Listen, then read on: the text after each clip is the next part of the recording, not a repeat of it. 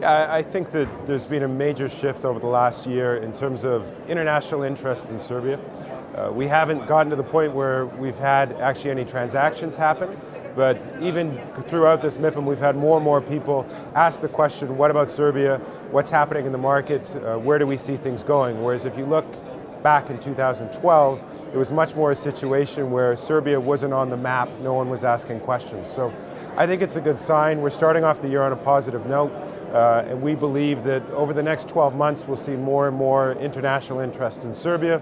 As the money from the surrounding countries, I think, will look towards Serbia as a new opportunity when some of the transactions in Bulgaria, Romania, etc. are no longer existing or aren't as attractive as they would have been last year. Regarding the entering Croatia in the EU in the next 3 months, can you compare shortly the situation in the real estate market in the Croatia and Serbia now? Yeah, despite the fact that the countries obviously are very close in the sense of location, etc., it's a very different perspective from a real estate market. Croatia was largely driven by hospitality and also the retail sector over the last 3-4 years. What we're seeing is that there's a definite slowdown in terms of new developments coming online in Croatia. The market has had several shopping centers open, retail parks, etc., and we believe, unfortunately, that that will slow down. The opposite is Serbia, where we've had less development by far over the last few years, but we see it as a lot more potential in the sense that there's going to be more and more retail parks opening, shopping centers hopefully will start being developed, and we believe that the Serbian market over the next kind of 12 to 24 months will have much more new activity than, say, Croatia, in the sense of new development and new investor interest. Okay, and last question.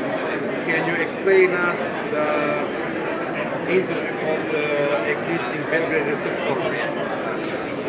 The Belgrade Research Forum is something that we've been looking to do along with our competitors, say, over the last 12 months.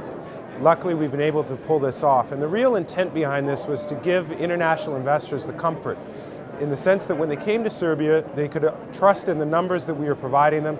They knew that we were all saying the same thing around what the latest activity on the market was, what rents were at, what the occupancy was in most of the buildings. And the importance was that all three of us would come together, share information, and take our market to the next level where investors had the confidence to come into Serbia and know what the truth was around what was happening. It was really, the point was coming to a transparent market where you knew exactly what was happening and that we shared all the information. So this is something that had happened in most other markets over the last 3-4 years. In Serbia, it was finally time for us to take the step to bring us up to speed with the rest of the countries.